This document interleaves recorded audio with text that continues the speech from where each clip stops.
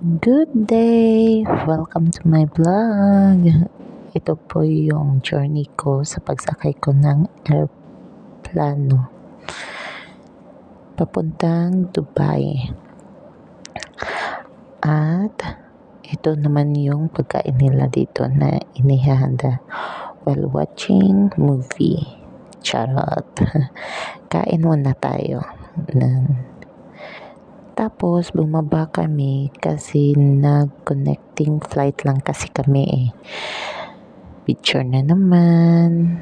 At tignan natin yung view. Ganyan. Ito po yung labas ng Oman. Nasa Oman kami niyan. Airport ng Oman. Tapos, sasakay na naman kami ng another plane papuntang Riyadh. Nice ng mga airplane nila oh. Diyan kami sasakay. Here comes the flight. Daming tao oh. Tapos, binigyan na naman kami ng pagkain. Kain ulit. Wow. Masarap talaga yun. Oh. Social, diba? At nandito na kami sa Riyadh. Picture muna bago kami. At sinundo pala kami. Yan. Picture. Papunta kami sa i-deploy na kasi kami sa mga employer namin. Yan yung sasakyan.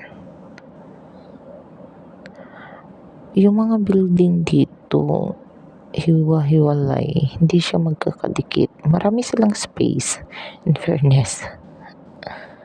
Tapos ang lalaki ng mga building, parang walang tao nga eh. Oh, hi Ate Rowena, picture mo na kami. Yan.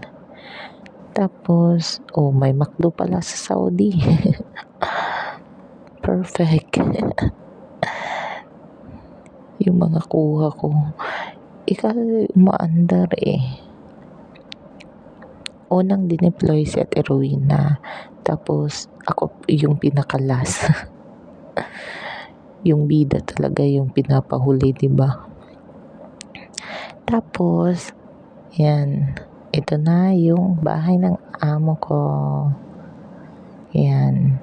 Tada! Ito naman yung sa labas. Oh, ganda ng... Oh, dyan kami nakatira ngayon. Binigyan ako ng pagkain. Kain muna. Tapos, lakad daw kami kasi bibili kami ng uniform ko. Oh, yan naman yung mga anak nila. Si Ammar at si Sahud. Picture. Oh, ang dami naming pinamili. Oh, shopping talaga. Oh, yung first kong sinuot na uniform. Ganda pa. Ito naman yung breakfast ko. Ito naman yung snacks. Kain kasi pagod. Hindi ko alam kung anong tawag dito. Tapos burger. Midnight snack. Wow. Tapos kinaumagahan. Yan na naman yung breakfast.